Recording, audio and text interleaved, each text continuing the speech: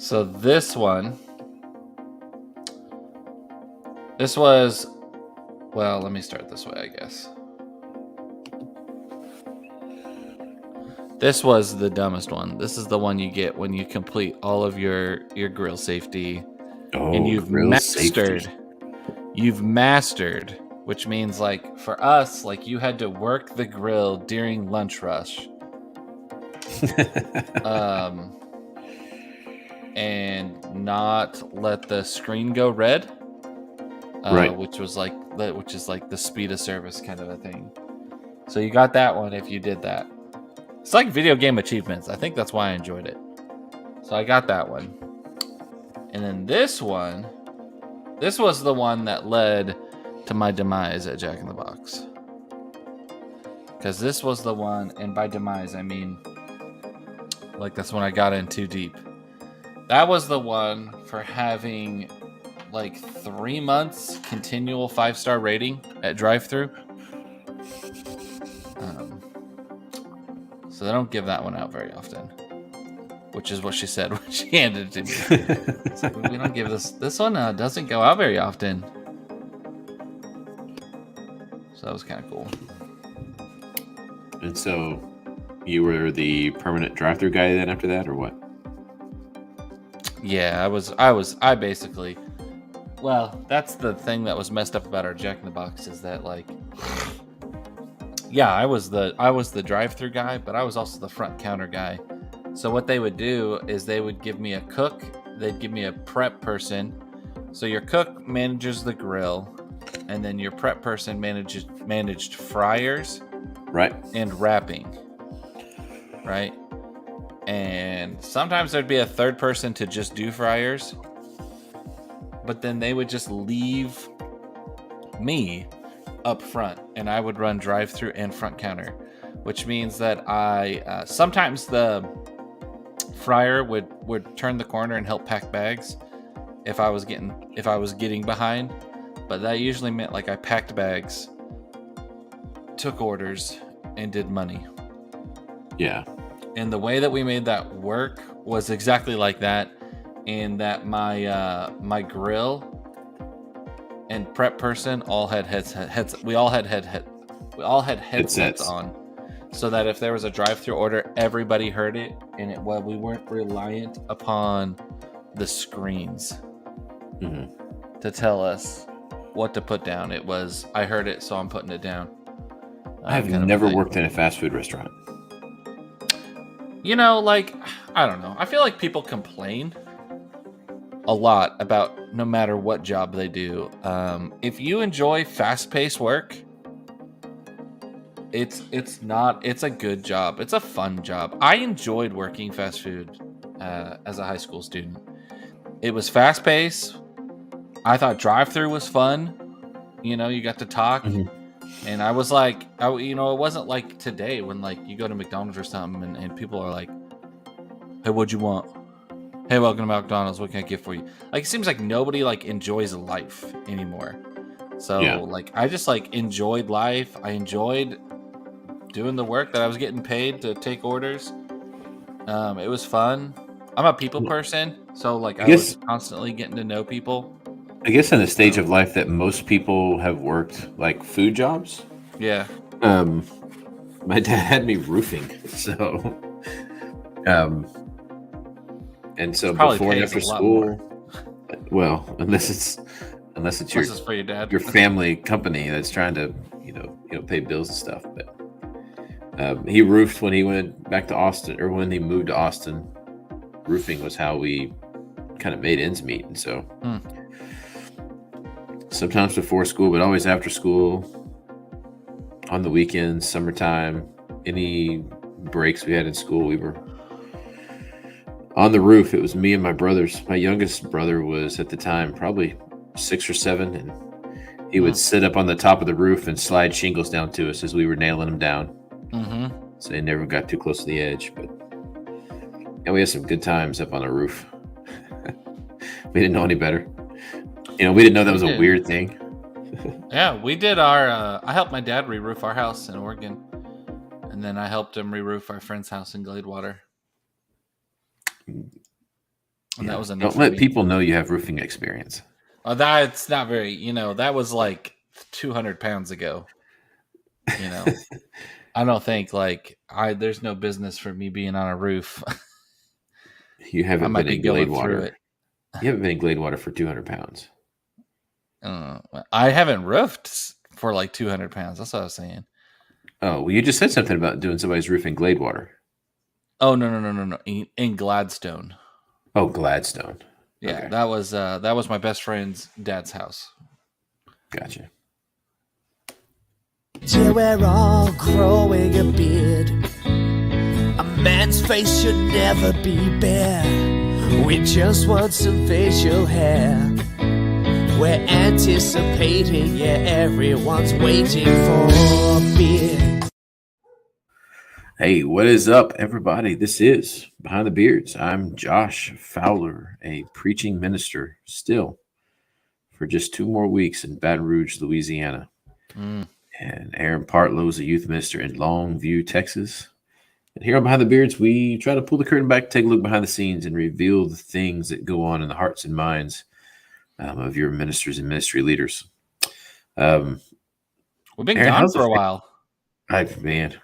We have been absent from the podcasting world for a couple of weeks. We probably have lost all of our viewers, all of our subscribers. Well, even today, our live version of this video podcast is 2.5 hours late. Yeah. So we're gonna have to reboot. It's been a crazy little time in our world as we're trying to, packing up stuff. Here's what I realized. Mm-hmm. When, we were at our house in Edmond for 10 years. Mm-hmm. And when we got ready to move, they were like, all right, well, you did this. And Kansas City was only about 5.5 hours away. So it was an easy move. We made a few little trips, mm-hmm. had some stuff in storage for a while.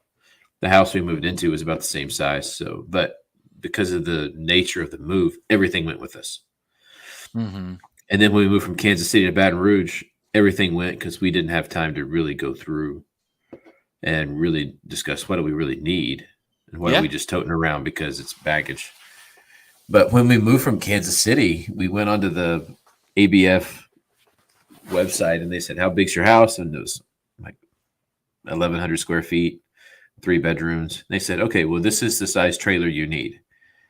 And so we rented like 3/4 of the trailer that they sent because that's what they told us we needed. Well, we ended up filling that trailer top to bottom, front to back full. Right. Because we just had so much stuff. And so we've actually been able to go through, man, there's some boxes we hadn't opened in 10 years. I'm like, why are we still having this? And it's been good to kind of go through and simplify some stuff. Really ask those questions. What's going on? Why do we have this? Is this something we really need or going to want? And my mentality was throw it away. If my grandkids want something, I'll buy for them new. Right. We did a little bit of that when we moved from Topeka down here to Longview.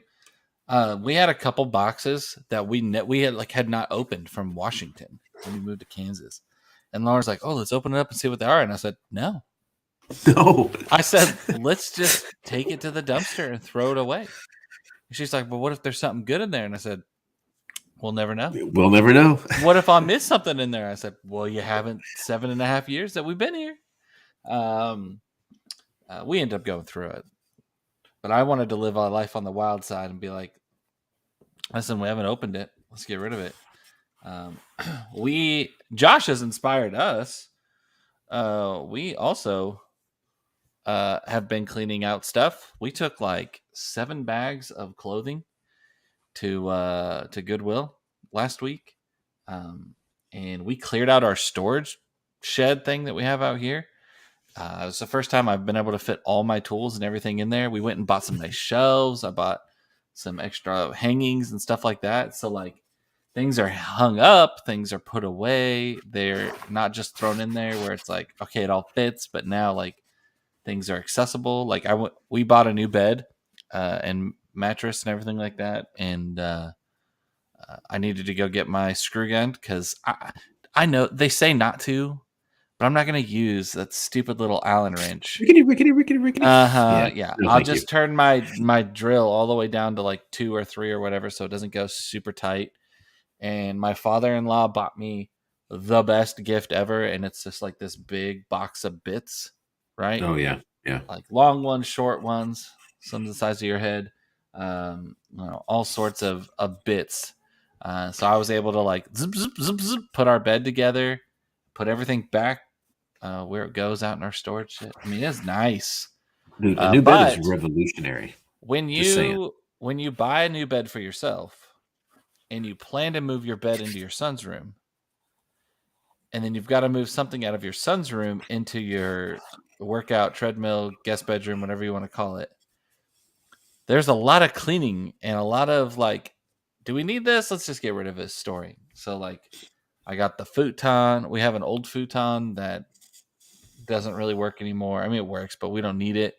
So I got that and took it out of the house. Then I moved our Zorby from Sam's room into that guest bedroom, and then I got Sam's room ready. And he doesn't know this, but the other day he fell asleep on the couch, and we went and we filled an entire bag of just like junk toys. You know what I mean? Yeah. Like Yeah. small, broken, missing, whatever. Just filled it. And we could probably get like 4 or 5 more bags of just that. But anyway, made that accessible for him so that I could put our bed into his room, and then I set up our new bed, and it's nice. It feels It is. good to like declutter. Like it just feels good to declutter. Yeah, I read the book Simple a little while back, and Mm-hmm. really kind of started really asking the question of, man, how much stuff do we have that we really, Right? Does how it much of bring it is you really joy? an Isn't that the phrase? yeah, right, and how much of it is an impediment to like really growing and moving forward sometimes, Yeah, I agree. um, we put some hard floors down, and so we Yeah. pulled up the carpet. I love carpet is nice, it's comfortable, it's plush, but every time I remove carpet, my thought goes into my head, I am never putting carpet down in one of my houses again, because I there's think so carpet's much nice in like stuff. one room, Yeah. but Which even one then, room? I don't know. Like sometimes I don't know. I think bedrooms. I think like my bedroom. I like to have carpet in my bedroom, Yeah. but carpet's gross. I mean, you pull it up, and underneath the pad, there's just so much stuff, and it's like, oh Yeah, man. And then you have the hardwood down or the hard floors down, and all the dust and stuff that you're just constantly sweeping up. It's like, why am I constantly sweeping all this up? It was like, because when you had carpet there before, it just took it, ate it, and shoved it down at the bottom. that's right. Yeah, it's true. It's Boy, just we bought crazy. one of those. We bought one of those like $100 cordless battery operated vacuum cleaners, and it's been one of the best buys that we ever bought because Oh yeah. you can get like 2 rooms, 3 rooms before it dies. But it just like we can just get in there and vacuum real quick, be done. I'd be done with it. But the biggest mistake we did, and I don't know why this is, like why I don't know if it's just like a Texas thing or where we shop, but I bought one of those Swiffer XLs because all of our floors are hardwood. Mm-hmm. But I have to buy the XL pads, the wet ones, on Amazon because every store will sell the XL Swiffer, but they don't sell like the Swiffer Yeah. pads for them. And I'm like, you have the Swiffer here. Why don't you sell the Why pad? don't you have this stuff? Come on, man. So, don't get me started on our floors though, because Yeah. Are they still bubbly? oh, for sure. Matter of fact, I just found like a huge shark bump in under our bed. I didn't even know there was one there, and it's like under the center of our bed where the board went. Oh yeah. Well, I'll crawl under there here in just a few weeks, and I'll help you get it. We'll wait till the winter when it gets really cool again. Yeah, no, I'm good. You're good. I'm good. Josh is gonna We'll wait help till me you- expand We'll wait till you my sell it. storage shed first. Yeah, it's the storage shed. We're gonna make that one bigger. Then it's finished fencing in the yard, which is like not very much. And then we're saving a nest egg for the floors. Yeah, that's cool. Well, man, today on the show, we kind of have it's kind of a time of catching up, brainstorming a little bit, talking about some Yeah. things that have been on our minds, and I really want to just get on and chat. We haven't done it, and I really enjoy our time together. So, dude, in just a few weeks, we can do this in the same room. Are we going to stay on StreamYard? Or are we going to go into the same room? I'm not. Well, yeah, we'll probably stay on StreamYard. We haven't talked about this publicly or privately. I know. I think we need a studio. I think we need to build a studio. But we could do the hub. We could set it up in the hub. Yo, get out of my hub. It's my idea. The problem is I have a 4-year-old, and if we podcast on Tuesdays, like we normally do, I got nowhere to put my 4-year-old. So if I do it from home, my home office, then it's a lot easier. No, that's true. We don't want to rock the boat too much, right? That's right. But we could think about something. Who knows? Yeah. Well, I was listening to this guy, probably on TikTok is where I got started, and then I usually kind of go to their YouTube channel to check some of the things. But yeah, all right. He asked this question that I thought was kind of cool, and really kind of thought provoking. And I've talked to our church like this a lot. Like the ladies in our church do a lot of things really well, right? They always have ladies class. There's always a ladies day. They go to retreats. They have ladies night out. They do teas, and what do your guys do at the church usually? Work day. Yeah. Prayer breakfast and work day. How's the men's ministry at Pine Tree? Let's just start there. What men's ministry? No, I'm just kidding.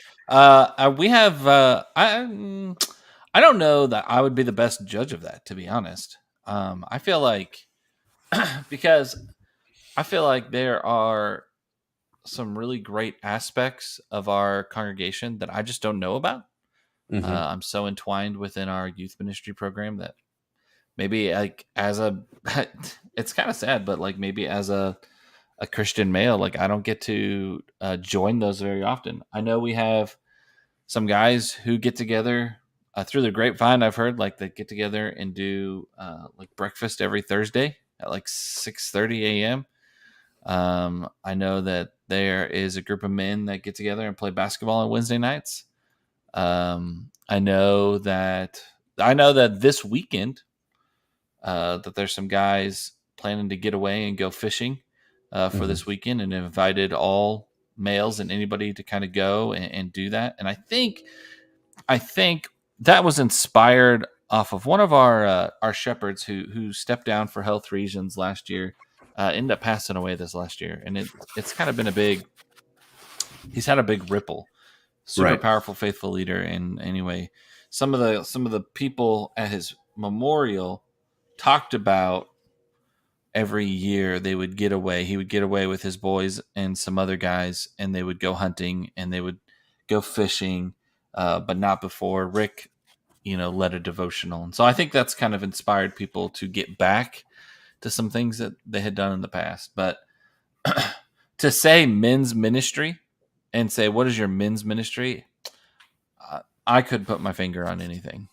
Yeah. And I'm not trying to, single anything out. I think there's often something about, I think what you said there about your women's ministry, like I was like, yeah, I see that. Like our women's ministry is doing stuff. They have ladies night with prayer, soup and sing, and some other stuff. And that's one of the things that's been refreshing and inspiring to Lauren, is being involved in some of the women ministry and stuff like that. So, yeah. Well, so the question, that this guy asked was, as Christian men, we're really good at having buddies. Like we have a lot of buddies, because your buddies kind of center around hobbies. You have guys you go golfing with. You have guys you go disc golfing with. You have guys that you may go fishing with or hunting with. But your relationship is around those hobbies that you share. Yeah. And he said, if we're going to go through life to being men of God, we don't need buddies. We need a band of brothers. And he said, why do we have such a hard time as men connecting with one another in a way that is intimate. You know, and his thing was that we've got to get past this kind of notion that we've kind of been raised with, and in the idea of what it means to be masculine, macho, that we can't tell one another, hey, I love you, without some kind of caveat. Mm-hmm. And it just kind of got me thinking about, just that the difference between, having buddies versus having somebody that you're really in the trenches with. And I think I remember, and it's been recently, that another man came up to me and said, I love you. And I was like, it's kind of weird, dude. Right. Yeah. Or can we do that? Can we say that? Is that okay? And it just kind of caught me off guard. And I remember being caught off guard by that. It was somebody from the church. And I just, as I kind of reflect on that and I think about my maturity in that over the last few years after that, I guess, and it's just something that has reminded me of really the way we need other guys to walk in life with. I don't have very many relationships like the relationship that you and I have. That I feel like, I could bring anything to your table and you're going to receive it. You're going to listen. And what comes back is not going to be judgmental. It's going to be honest. Sometimes it's not going to be exactly what I want to hear. True that. But I don't feel like there's anything really off the table. Right. And I'm wondering what can we do to kind of create some of those things in our churches that help our other men not be so turned off by the idea of, hey, two guys can really share the most intimate aspects of their life. How do we make that not weird? Mm-hmm.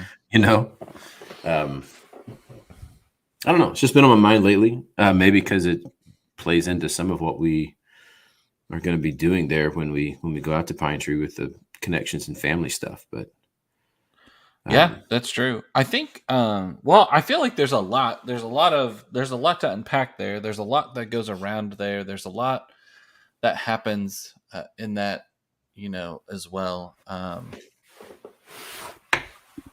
I feel like there is a fear amongst a lot of people about losing masculinity in men in church. Mm-hmm. I don't think so. I think it's ridiculous. I don't think it's ridiculous. I think it's a little foolish that hey, you get these men who are going to share their feelings and do all this, like, that we've forgotten like who men are. We need to go get out in the woods and we need to paint our rooms, black or camo colors. Yeah, you can't have. We're losing our masculinity in our men, because there has been, I feel like my generation, there's been a movement to talk more about feelings and to, and some things about that. We've lost the urge of saying, hey man, you just need to man up and do it. That's kind of a frowned upon phrase, in a sense nowadays, like in public. I mean, so I feel like, I don't know. I feel like that's where that battle is that like people are afraid to cross over into that line of like talking about our feelings and sharing our feelings and opening up because they don't want to lose like their idea of what masculinity is, what gruff is, in that sense. I don't know. I might be grasping at straws there. No, I mean, I think you're right, because this is what I have kind of seen is we have allowed like culture's definition of what it is to be masculine inform the the godly request of men who follow him. Mm. And I think we've kind of used that for a while. And now here, the thing is, Yeah. the culture's view of what it is to be masculine is now all of a sudden like toxic, right? We Right. have toxic masculinity, and look, there are some aspects that have maybe been a little toxic, but just simply, the idea that godly masculinity is never toxic, Yeah. No. right? Yeah, I agree. And so I think maybe we need to really look into, like, what does it mean to be um, godly in that way? What does he ask? And when if someone were to ask me, what does it mean to be a man? I mean, do I have an answer for that? Right. Man, I don't know. Is it about being emotionally distant, that we can't be emotional and still be, real men? Right. And I look at, what it means to be a man of God. I look at someone that is, servant hearted, that really is protective in nature of people, of his family, of the people, of his friends, of the church, of any of those that he holds dear. And man, I think we need to move into this arena that recognizes that vulnerability is not a sign of weakness, but really a sign of strength. Because if I am willing to make myself available in that way, it doesn't make me, less manly. If Right. anything, it demonstrates that I have a greater strength to be able to withstand what's coming in the place of that vulnerability. That I can look at it, I can address it, I can be in that place where I'm open, and I'll take whatever comes and then grow from it. So I don't know. It's just a few thoughts that have kind of been on my head that I wanted to bounce off of you and kind of get your feedback on. So Yeah, I don't know that I don't know that I have anything off the top of my head that like prepares me for a kind of a conversation that talks about that, because I feel like I am just like trying to like work my way through it. I'm a dad now. Yeah. And I Raising a want son. Sam, yeah, raising a son, and I want Sam to be a good strong man for God. I think it is amazing to really think about what are the godly aspects of Christianity, like of manhood, that God really brings out in. I don't know. I always find it like extremely powerful. I always find it extremely powerful that we've always missed some certain aspects of what it means to be a man. And I always come back to like a story. I don't even know like how true half of these stories in my family are. Can I just be honest? Like, does anybody else have just stories that you don't know Yeah. if they're fully true? But I have like They morph over time. I have my grandfather's acoustic guitar. It sits in our living room. It doesn't get played very often. The frets are super high. You got to be very skilled at guitar to be able to play it, and you got to have them calluses because it hurts to play it. And the story goes that that my grandfather had a really nice electric guitar that was worth quite a bit of money, and an unexpected bill came up, something that needed to be covered and paid for right then and there. And so he took his nice guitar and he sold it and paid the bill, and with whatever's left over, bought this Harmony acoustic guitar. It's not worth very much money. It's maybe like $100 tops. And he never told anybody really in the family that that's how he got into the acoustic guitar. And he got a lot of flack for it. People were like, "You sold your $3,000 electric guitar and you came back with this acoustic piece of crap." And he was like, "Yeah, I just fell in love with it. I played it and I played it. And I couldn't get it out of my head." He said, "I just loved how twangy it sounds. It was so more feasible, so much better than having this electric." But it was this idea of self-sacrifice, Mm-hmm. of taking care of his family, which is what meant more important. And I feel like that for me is like this bigger aspect of masculinity, or of being a man, of God is this desire to serve and take care of your wife and your family and to lead them, towards God. So that's like, those are the major things that I think about. Yeah. When I think of that is, I don't think of the gruffiest hunter, gun safety, camouflage wearing, boots wearing, like as like being real men. When I think of like real men, I think of men who sacrifice and serve Jesus or God or their family first, and that it's important. Like that's the stuff that's important. Yeah. Or that image of that same guy that's big, burly, hunter, bearded, Yeah. coming back, and then his son or his daughter comes out of the house and runs up and gives him a big hug, and he walks and sits on the couch and they cuddle in his arms and they watch Paw Patrol together. Yeah. It's that relationship to his other people in his life that defines who he is as a man of God, not some trait that somebody else is assigned as. As Well, man. and I think it's that aspect of always, for me, it's always like putting God first. Like, hey, we're gonna go do this, right. but like the dad who coaches on the baseball team, but then refuses to coach on Wednesday nights, refuses to have practice on Wednesday nights because he wants his kids at church, and he wants to be at church first. That, hey, sorry, if you're gonna play on my team, we're not gonna play the Sunday morning tournament.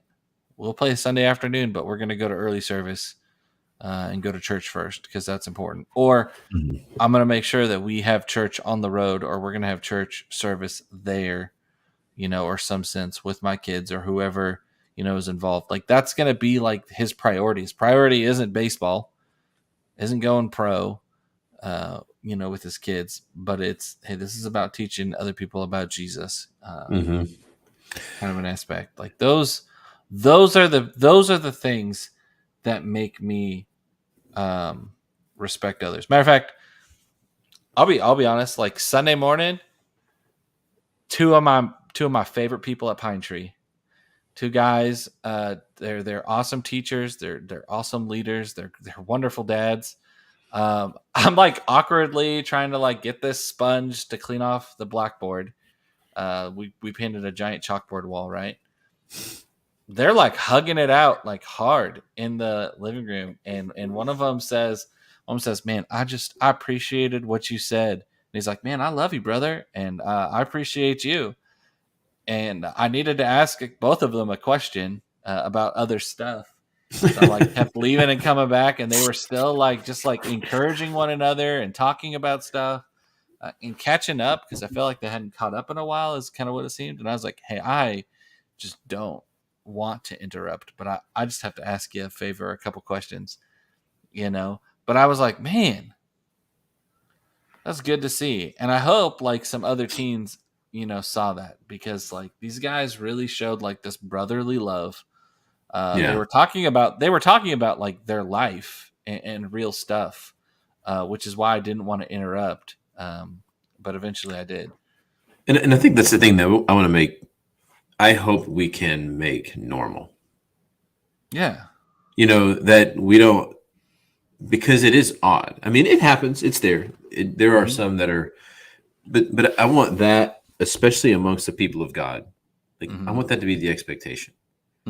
That when someone is standoffish and refuses to really connect and have those kinds of deep, profound conversation relationships, if someone's afraid to look at a brother in Christ and say, I love you, I want that to be the weird thing. That it's kind of just expected that, hey, when we leave one another, it's like, hey, I just want you to know, man, I love you.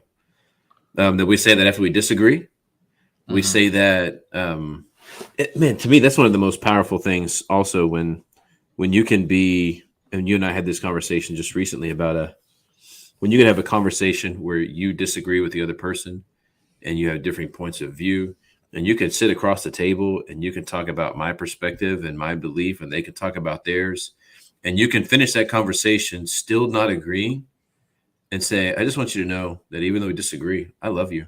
And I look forward to having this conversation again as we continue to move forward together. Those are just some of those powerful moments. And I had one of those conversations, and I was like, I think it's the first time ever in my entire life that I sat across the table with somebody, disagreed with them, and we both left like, because usually, that was good. I'll be honest, like I try to leave. I try to always leave and be like, it's fine. We disagreed. It is what it is. But they made the point of saying, well, I disagree with you, but I love you. And I think you're doing some awesome stuff in the youth ministry. And I want to be there to support and help you. He says, I want you to know that I'm not coming to like check in on you or anything like that. He says, it's been on my heart to be more involved and want to do this because and because of his position and because of what he does for a living, it makes like 1,000% sense that he would want to be a part of that. So I'm excited. And I also left that going. So good. Well, and it was strange because I left that going in my head. I went, wow, I really disagree with him. And it's kind of a weird thing, but I want him involved in my youth ministry. Like I want him there because I see Christ in him, so yeah, it's crazy. We shift gears. It's weird. Shift gears a little bit because you brought up something earlier that I think is also worth talking about. You're doing something new with your small groups, right? Yeah, with our youth group. I keep saying small groups, but it's really we call it youth group for the second and fourth Sunday. Here at Pine Tree, we do youth group on Sunday nights, the second and the fourth Sunday of the month. So instead of doing it every single Sunday night, we'll just do it the second and fourth. Fifth Sundays, we'll do something special at the church with the entire congregation. And then the first and the third Sundays, I hope that the teens are taking that opportunity to go with their parents to small groups. Like that is the dream.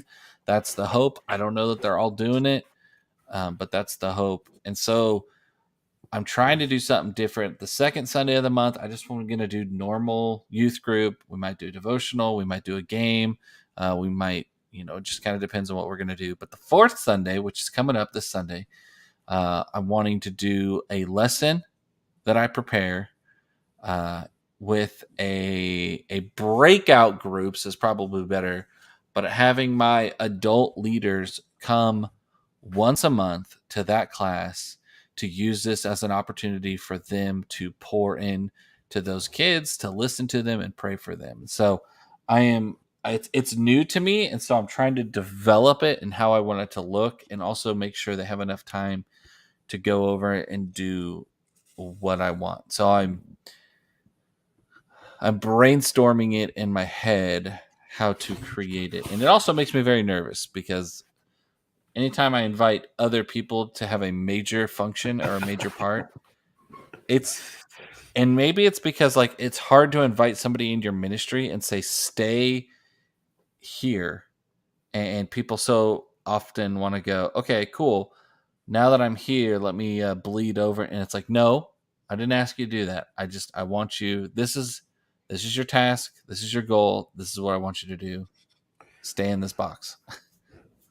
So you've already talked to your youth ministry leaders, right? So they know kind of what's going on. Your kids know what's going on. Yeah. Everybody's pretty much on board, right? Yeah. I think there's still this hesitancy. Oh, anxiety. Like when you start something new. Oh, totally. So, I floated this idea. Everybody's kind of on board, but now then I put so much pressure on myself sometimes to overperform, right? Yeah. Yeah. Yeah. That's like, okay, well, if this isn't awesome day one, right? Are they going to be back for the second time? Or will they support you on other endeavors? Or the next time I have a new idea. The problem is how often do I have bad ideas? Right. No, yeah. Right. How often do you have bad ideas? No, how often does that first that first event of a new idea, how often does that go off without a hitch? Every single time. I am a professional. I am a professional that, minds his P's and Q's, and it always goes off. I'm a professional who can. You'll never know that something went wrong. It is a challenge for us to allow our own perspective to be reshaped, right? Yeah. Because I think what usually happens is it goes.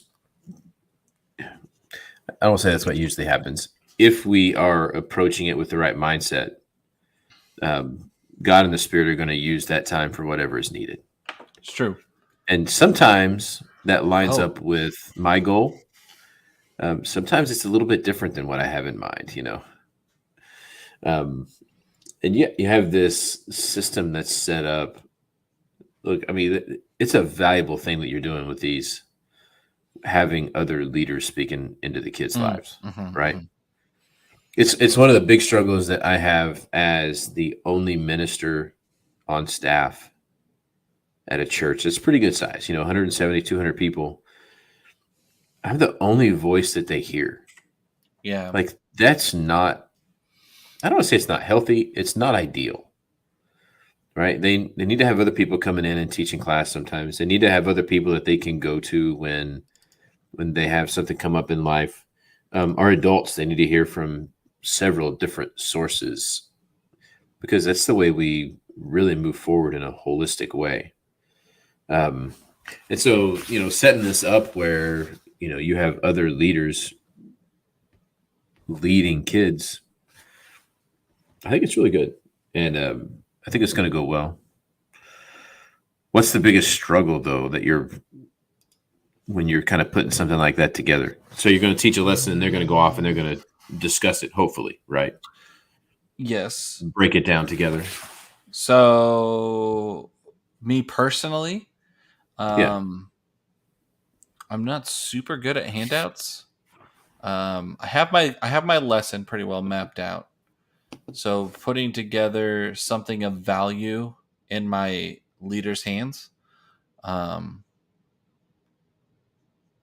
as I think is the hardest part of that. However, I don't want them to just go over the lesson, so I'm going to.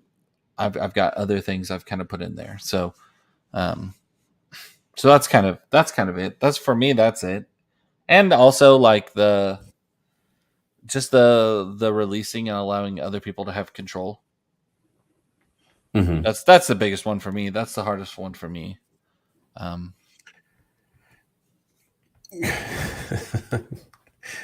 don't even know if I can bring myself to say the words turning over control to someone else.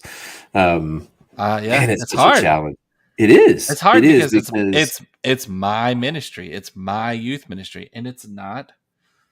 I've been entrusted it, but it's not mine. Yeah. This is it, and this is the fight. Like, it's a healthier, it's a better version. It's like giving up soda. It's healthy and it's good for you, but it's hard. As I drink my one soda of the day. What is it? So mine? Yeah. It's that that Mountain Dew Zero, man.